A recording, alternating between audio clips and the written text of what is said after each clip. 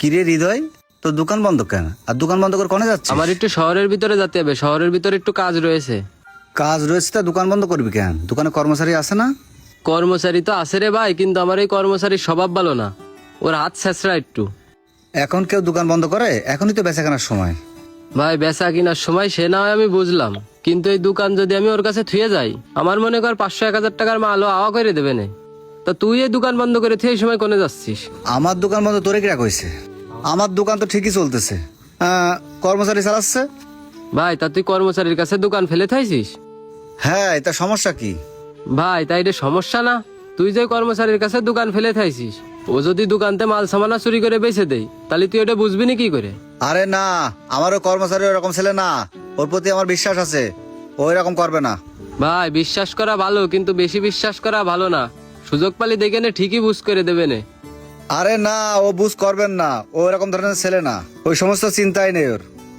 আচ্ছা ঠিক আছে, তাহলে একটা পরীক্ষা করেই দেখি। আচ্ছা ঠিক আছে, তুই পরীক্ষা করতে চাইলে তো করে দেখকে।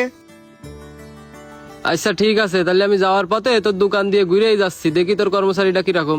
আচ্ছা ঠিক আছে, তাহলে তুই যা, আমি গেলাম। আচ্ছা যা।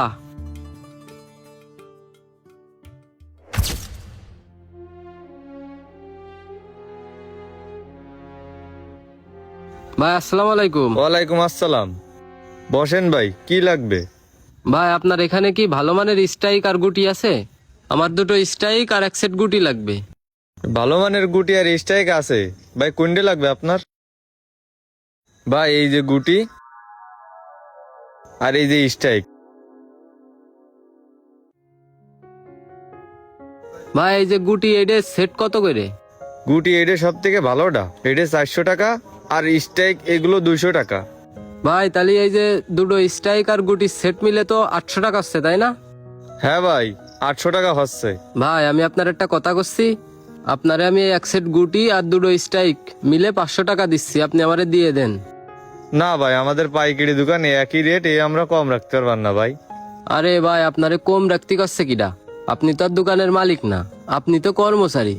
আপনি আমার এই দুটো 500 টাকায় দিয়ে দেন, দিয়ে 500 টাকা আপনি আপনার পকেটে পুরে রাখেন। আপনার মালিক তো আর এত হিসেব বুঝতেছে না। এই এক সেট গুটি আর দুটো স্ট্রাইক, ও তো আর তার হিসেবের ভিতরে থাকবেন না। না ভাই, ও কাজ করতে পারবো না। আপনি নিলে নেন 800 টাকায়, আর যদি না আনেন তাহলে আপনি যেতে পারেন। ও কাজ আমার দিয়ে হবে না ভাই। আরে ভাই একটু ভাইবে দেখো, তুমি বেতনই বা কয় টাকা পাও? এরকম যদি দিনে দুটো একটা স্ট্রাইক গুটি বেচতে পারো, তাহলেই তো তোমার সংসারটা ঠিকভাবে চলবে। না ভাই, আমি যে বেতন পাই আমি এতে খুশি। আপনি আসতে পারেন ভাই, আমিও আরাম কাজ করতে পারবো না, আপনি আসতে পারেন ভাই। আচ্ছা তাহলে আর কি করার।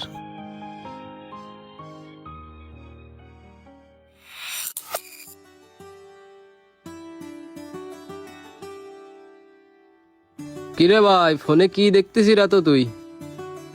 কিরে হৃদয়, কি অবস্থা হঠাৎ আমার দোকানে? আরে এমনি যাচ্ছিলাম, তাই ভাবলাম তোর সাথে একটু দেখা করেই যাই। তা তোর সেই দোকানের কর্মচারীটা কই? তারে তো দেখতেছি না। ওর আম্মুটা অসুস্থ তো, তাই দেখতে গেছে। ও, আমি তো আইলাম আগের দিন তোর দোকানের কর্মচারী রে পরীক্ষা করার জন্যই। ও, পরীক্ষা করলি? তা পরীক্ষা করে কি বুঝলি?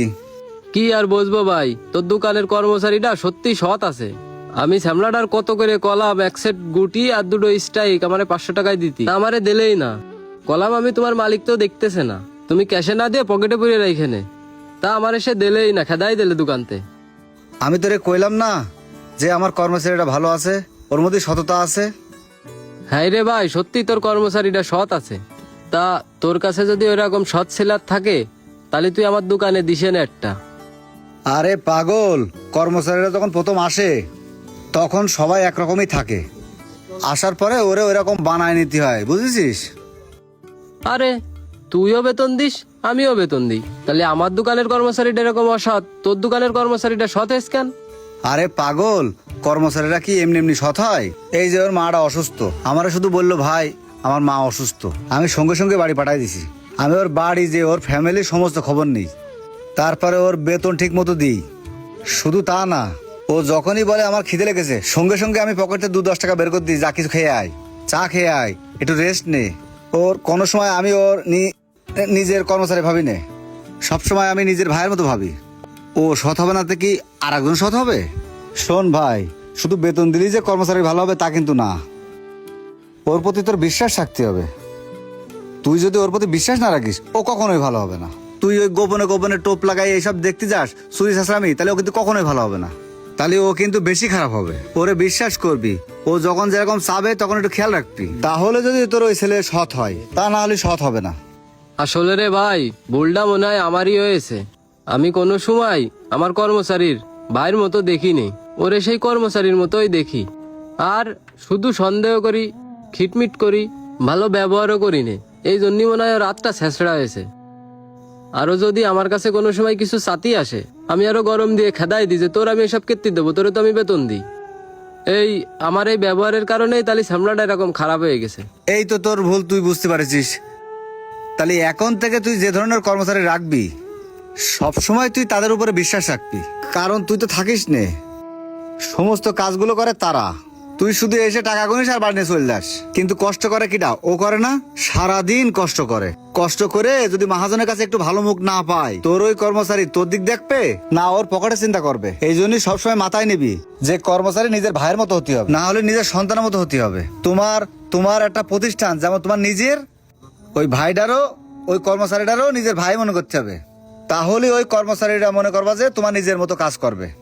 তো নেক্সট টাইম তুমি আর ওই কর্মচারীদের অবিশ্বাস করো না, সব সময় বিশ্বাসের উপর রাখবা, ওদের দিয়ে কাজ কাম করাতে পারবা। বুঝিছাও? এটা সবসময় মাথায় রাখবা।